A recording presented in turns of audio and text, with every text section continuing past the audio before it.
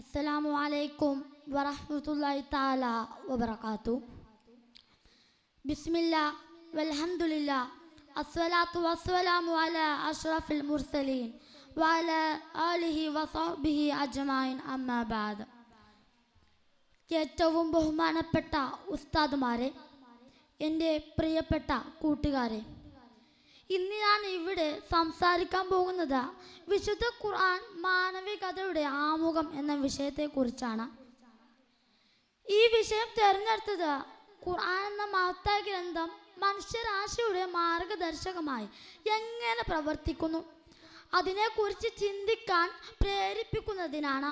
അതിൻ്റെ മാനവിക പ്രസക്തി, ചില പ്രധാന സന്ദേശങ്ങൾ എന്നിവയെക്കുറിച്ച് ഞാൻ സംസാരിക്കാം. നാഥൻ തൗഫീക്ക് നൽകട്ടെ, ആമീൻ.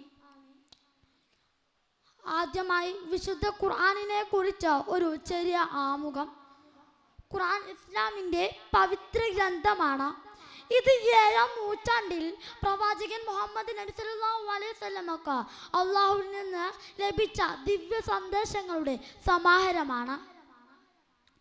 23 വർഷത്തെ കാലയളവിൽ ജിബ്രീൽ അലൈഹിസ്സലാം മാലാഖയിലൂടെ അവതരിക്കപ്പെട്ട ഈ ഗ്രന്ഥം 114 അധ്യായങ്ങളും 6236 ആയത്തുകളും അടങ്ങിയിരിക്കുന്നു. അറബി ഭാഷയിലാണ് ഇത് അവതരിക്കപ്പെട്ടത്. എന്നാൽ ലോകമെമ്പാടുള്ള ഭാഷകളിലൊക്കെ ഇത് വിവർത്തനം ചെയ്യപ്പെട്ടിട്ടുണ്ട്. ഖുർആൻ ഒരു മതഗ്രന്ഥം മാത്രമല്ല, അത് മനുഷ്യ ജീവിതത്തിൻ്റെ എല്ലാ മേഖലകളിലും മാർഗനിർദ്ദേശം നൽകുന്ന ഒരു സമ്പൂർണ്ണ ജീവിത രീതിയാണ്. എന്നാൽ ഖുർആൻ മനുഷ്യ ജീവിതത്തിൻ്റെ എല്ലാ അംശങ്ങളിലും മാർഗനിർദ്ദേശം നൽകുന്നു.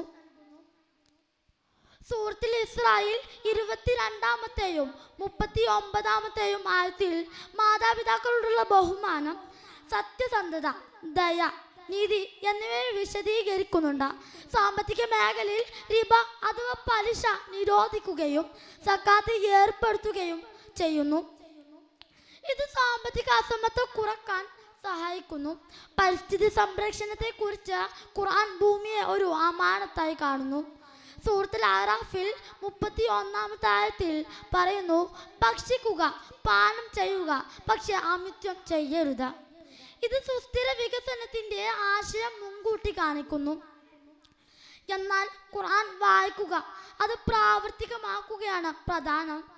പ്രവാചകൻ മുഹമ്മദ് നബി സല്ലല്ലാഹു അലൈഹി വസല്ലം തങ്ങൾ പറഞ്ഞു, ലോകത്ത് ഏറ്റവും ഉത്തമർ ഖുർആൻ പഠിക്കുകയും പഠിപ്പിക്കുകയും ചെയ്യുന്നവരാണ്. ഖുർആൻ മാനവികതയുടെ ആമുഖമായി ഖുർആനിനെ കാണുമ്പോൾ നാം സ്വയം ചോദിക്കണം, നമ്മുടെ ജീവിതത്തിൽ ഇതിൻ്റെ സന്ദേശങ്ങൾ എങ്ങനെ പ്രയോഗിക്കാം? ദൈനംദിന ജീവിതത്തിൽ ദയ, നീതി, സമാധാനം എന്നിവ പുലർത്തിയാൽ ലോകം മികച്ചതാകും. അവസാനമായി വിശുദ്ധ ഖുർആൻ മനുഷ്യരാശിയുടെ മാർഗദീപമാണ്. അത് വെറും ഒരു പുസ്തകമല്ല, അള്ളാഹുവിൻ്റെ വാക്കുകളാണ്.